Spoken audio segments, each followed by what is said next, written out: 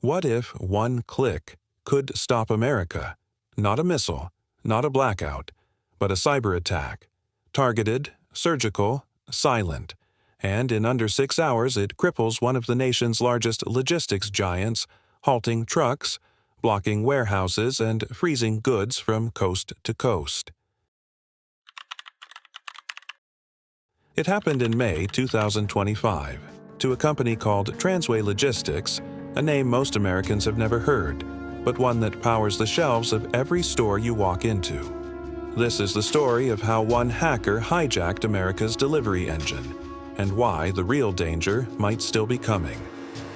The Digital Dispatch Blackout. May 11, 2025. At exactly 2:43 a.m., a soft chime echoed through the TransRoute Network Operations Center in Memphis, Tennessee. Just another blip, they thought, routine noise in a world of data. An alert blinked on screen. Latency detected in route sync dispatch module. No one panicked. Latency happens. A few milliseconds of delay, barely worth a coffee refill, but then the anomalies multiplied. Dispatchers refreshed their dashboards with nothing. Real-time truck locations, gone. GPS overlays that once danced across screens were now blank maps. Tablets inside cabs, usually buzzing with orders, froze mid-update. Fresh deliveries queued up and stayed there, stuck. Within minutes, the dominoes began to fall. Automated route planning failed. Digital manifests corrupted. Billing and invoicing platforms unreachable. By 3:15 a.m., TransRoute's entire core dispatch network had flatlined. Silence where there should have been logistics orchestration. By 4 a.m., chaos had taken the wheel. Nearly 4,000 trucks across North America were stranded mid-route. Some idled on interstates. Others waited patiently at fuel stops. A few sat just yards from warehouse docks, engines running, drivers staring into glitching screens, completely cut off. But the real horror wasn't what had stopped. It was what wouldn't start again. TransRoute's Pride, a recently installed ignition lockout feature designed for safety and anti-theft, had been compromised. A critical security system had been turned against them. Fleet managers tried to override it. No luck. Some trucks had become unresponsive. Others refused to even acknowledge a signal. Their modern fleet, loaded with sensors, smart locks, and remote control, had effectively been turned into 20-ton paperweights. Bricks on wheels. And TransRoute wasn't just losing deliveries anymore. They were losing control of their network, their reputation, and their trucks. When the trucks stop, America stops. By 7 a.m., the ripple effects had become shockwaves. In Dallas, a meat processing plant halted production, not because they ran out of meat, but because their packaging film never arrived. Conveyor belts stopped. Workers were sent home. In Atlanta, a regional hospital waited anxiously for a shipment of oxygen tanks scheduled for overnight delivery. It never came. Nurses began rationing what little they had left, a scenario they had only trained for in disaster drills. In Los Angeles, a major grocery chain made a brutal call: cancel 260 store restocks. Shelves that were supposed to be full by morning sat bare. Customers noticed, so did the news. In Chicago, it got expensive. $18 million worth of precision auto parts sat locked in a trailer that couldn't be opened, moved, or accessed.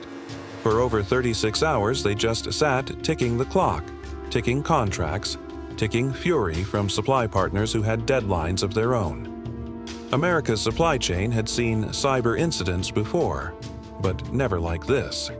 This wasn't a data breach. It wasn't ransomware. No Bitcoin, ransom notes, no stolen passwords. This was something new, something dangerously tactile. The digital failure had become a physical one, and with it, the economy's just-in-time lifeline began to hemorrhage. By 9 a.m., TransRoute's IT leadership pulled the alarm. A Level 1, critical infrastructure emergency, is a small step below national defense status. Executives were roused from sleep and flown to headquarters. Boardrooms filled, phones silenced. Contingency binders cracked open for the first time since late 2000s. The FBI was called quietly and urgently. And across the room, one question echoed. What just happened? But underneath that question lurked a darker one. How much worse could this get? Inside the breach. Initial forensic analysis painted a horrifying picture, not of a smash-and-grab cybercrime, but a surgical strike. The attackers hadn't stumbled in. They had mapped the terrain. They had waited. And when the moment was right, they slipped through a zero-day vulnerability, buried deep inside a third-party fleet management API, the kind of integration vendors promise will streamline everything. Oh, it did, including the attack. This single flaw gave them remote, unrestricted access to dispatching schedules, GPS signal mapping, vehicle ignition modules, cloud-synced fuel logs, warehouse delivery queues. In other words, the entire nervous system of Transway's logistics empire. What made it worse? Transway's system wasn't outdated or sloppy. It was state-of-the-art. A poster child for digital transformation. Every truck, every depot, every delivery route is built around real-time updates, precision mapping, automated rerouting, and seamless cloud synchronization. It was elegant, efficient, fast, and now catastrophically exposed. Once inside, the attackers didn't just snoop around, they got to work. Encrypted backdoors were quietly injected into core routing nodes. Ignition protocols were hijacked mid-operation. Emergency override commands were systematically disabled. Backup server, even the supposedly offline ones, were corrupted in sequence. This wasn't random. It was a controlled demolition of a digital fortress. And then came the final blow. At precisely 4:12 a.m., every driver tablet, every dispatcher screen, and every operations console blinked the same message into existence. Pay in 7 days, or your routes, data, and clients go public. There was no logo, no hacker moniker, no signature, just the message, clean, brutal, and specific. This wasn't about fast cash, it was about power, control, spectacle. The attackers weren't just encrypting the system, they were humiliating the company in front of every employee, partner, and client. The panic behind closed doors. As Transway's systems collapsed like dominoes, the company's leadership scrambled to project calm. The first official response? A carefully engineered understatement. We are experiencing temporary network challenges that may impact delivery times. No mention of ransomware. No admission of a breach. No hint that the nation's largest freight network was paralyzed. Inside Transway headquarters, the mood was anything but calm. Executives packed into glass-walled war rooms. Phones rang non-stop. Sleeves rolled up. Coffee flowed like adrenaline. They had two choices. Neither was good. Option 1. Fight back. Try to rebuild from backups, scrub the systems, and outlast the hackers. But that meant staying offline for days, maybe weeks, while supply chains collapsed and contracts burned. Option 2. Pay the ransom. Quietly, cleanly. Pray the attackers keep their word and vanish. The stakes? Catastrophic. Over $1.4 billion in active shipping contracts, all at risk. Thousands of businesses depend on daily deliveries. 22 Fortune 100 clients demanding updates by the hour. Meanwhile, the legal team went into triage mode, preparing for the inevitable wave of shareholder lawsuits and regulatory probes. The communications team wrote, rewrote, and deleted talking points on the fly, trying to say everything and nothing at once. And behind closed doors, unmarked vans arrived carrying cyber response teams from 3-letter agencies. No sirens, no press, just men and women in dark suits, badges clipped, phones encrypted. They moved fast, scanning logs, isolating systems, issuing subpoenas. One executive, speaking anonymously days later, summed it up best. "It felt like 9/11, but in slow motion. Not an explosion, just a steady collapse. Every hour, another part of the country slowed down. This wasn't just a Transway crisis anymore, it was a national one. The code that shut down commerce." What did the malware look like? Not flashy, not obvious, no skulls, no countdown timers, just code. Cold, quiet, and devastatingly efficient. Reverse engineering. The payload revealed a highly modular attack package, built with care, deployed with surgical precision. It wasn't a single virus, it was an orchestra of scripts, each playing its part. At its core, obfuscated Python scripts are deployed through PowerShell injection, a technique favored by advanced persistent threats. The malware used signed API tokens, stolen and repurposed, to slip past authentication systems as if it belonged there. No brute force, no alarms, just permissions granted by the system itself. It mimicked routine fleet activity, using historical data scraped from Transway's logs. That's how it stayed hidden. Its traffic patterns looked normal, familiar, even comforting. Like a ghost wearing your clothes. The encryption layer. Cha-Cha 20, lightweight, fast, military grade, and nearly impossible to crack at scale. Worse, the malware included a self-deleting mechanism. Once the damage was done, once the systems were encrypted and the network crippled, it erased itself. Logs, breadcrumbs, and code artifacts gone, like it had never been there at all. No known antivirus flagged it. No endpoint detection software caught it. It moved faster than human analysts could react and smarter than most defense systems were designed to handle. One veteran forensic analyst, 18 years in cybercrime, stared at the decompiled code and spoke quietly. "This is the most elegant digital bomb I've ever seen. It wasn't just malicious, it was beautiful. In the same way a precision airstrike or a perfectly planned heist is beautiful. And that beauty made it all the more terrifying. Because whoever built this didn't just understand code. They understood logistics and how to bring it to its knees. Collateral damage. This wasn't just about Transway. The breach sent shockwaves far beyond its headquarters out into the arteries of everyday life. Within 24 hours, the effects were visible across the country. Pharmacies reported missed refills for life-saving medications. Patients were told to check back next week, even when next week wasn't an option. Retail chains scrambled to adjust. Weekly restocks never arrived. Fresh produce sat wilting in warehouses that couldn't receive it. Regional managers held emergency meetings over dwindling supplies. Construction sites halted progress mid-foundation. Cranes stood still. Workers went home early. Projects pushed timelines back by weeks, sometimes months, all because a single shipment of bolts or sealant never made it out of a locked trailer. In rural school districts where daily operations depend on just-in-time deliveries, food services vanished overnight. Some cafeterias resorted to rationing juice boxes. Others closed entirely. The pattern was unmistakable. Modern life depends on invisible logistics, and those logistics now depend on vulnerable code. By the end of the week, 9 U.S. states had reported delays in critical infrastructure projects, everything from highway repairs to hospital expansions.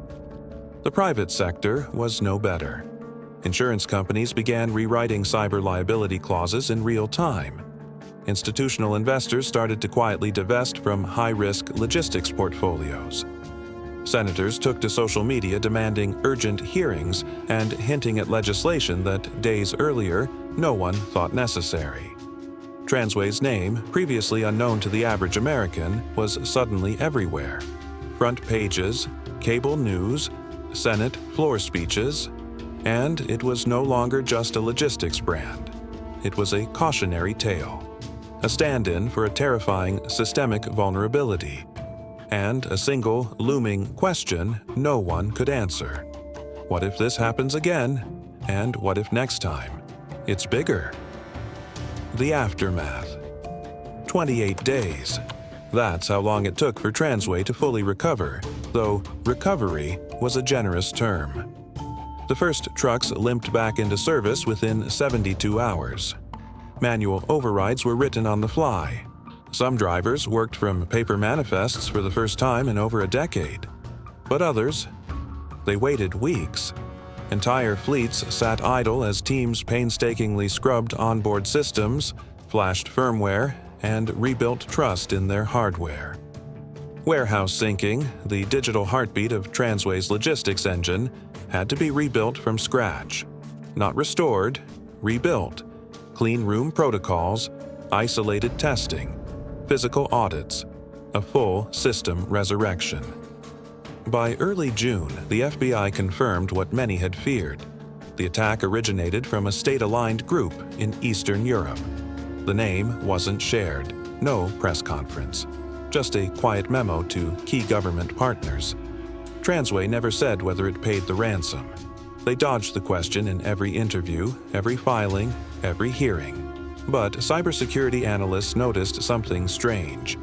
The group behind the attack, previously active on dark web forums, known for flashy leaks and cryptic bragging, went completely silent. No new breaches, no follow-ups, no digital fingerprints. Just gone. As if they'd finished what they came to do and vanished. Which led some experts to whisper a darker theory. This wasn't about money. This wasn't a cash grab or a hack for hire. It was a test. A stress test on Western logistics. A live fire simulation to study response times, infrastructure weak points, and public pressure. And if that theory is true, then TransRoute wasn't the target. It was the dress rehearsal. The lesson no one wanted to learn. In the weeks that followed, TransRoute did what any company in its position was expected to do. It launched a sweeping, high-profile cybersecurity overhaul. It looked impressive on paper, and parts of it truly were. They rolled out a full zero-trust architecture, meaning no device, no user, no connection was trusted by default, not even internally. They built hybrid failover systems, blending on-premise backups with secure cloud redundancies, designed to withstand regional failures or data corruption. They introduced biometric logins for all fleet management terminals, fingerprints, facial scans, hardware key confirmations, anything to make stolen credentials useless. And, most significantly, they conducted a line-by-line audit of every third-party integration in their system. If a partner's API didn't meet military-grade standards, it was cut. No exceptions. TransRoute had survived. But it wasn't the same company anymore. Internally, there was a sense of fracture, like something fundamental had been lost. Thousands of drivers walked away. Some left during the blackout. Others didn't return after that. Trust was hard to rebuild when your truck once turned into a brick at a rest stop. Clients pulled contracts. Quietly at first, then in waves. They restructured deals, found redundancy partners, chose vendors with less baggage. Insurance premiums skyrocketed. Underwriters treated TransRoute like a war zone, unpredictable, high risk, and permanently flagged. In the logistics world, TransRoute had once been an invisible giant, moving the world in silence and precision. Now, it was a headline, a case study, a warning. The breach didn't kill the company. It did something worse. It changed its name from trusted partner to cautionary tale. And in boardrooms across the country, one phrase became a mantra. Don't let us be the next TransRoute. Cybersecurity experts have stopped using words like if and someday. Now they say it plainly. This is the new normal. Critical infrastructure attacks aren't on the horizon. They're already here. TransRoute wasn't a one-off. It was a preview, and the list of potential targets is growing. Energy grids, water treatment plants, hospitals, ports, schools, all of them increasingly run on code, and that code is increasingly vulnerable. Because of the war we're in, it's not fought with bullets anymore. It's fought with code. Invisible, silent, devastating. A single flaw in a third-party library can shut down a supply chain. A misconfigured cloud instance can cut power to a neighborhood. An unpatched terminal in a hospital can lock out ICU machines. And as systems grow smarter, as automation becomes the default, not the upgrade, the attack surfaces multiply. More convenience means more connectivity. More connectivity means more risk. Smart devices, smart fleets, smart grids. But behind the smart, there's something fragile. A blind trust in complexity. A belief that if it works today, it'll work tomorrow. A system held together by convenience and crossed fingers. And attackers know it. They don't need to breach the front gate anymore. They'll sneak in through a third-party vendor's billing software or a forgotten API key. Because in this kind of war, the battlefield is everywhere. Every device, every integration, every line of code. And unless we rethink what secure really means, Transway won't be the last ghost story we tell. It'll just be the first chapter. If you thought truck stopping was scary, imagine this.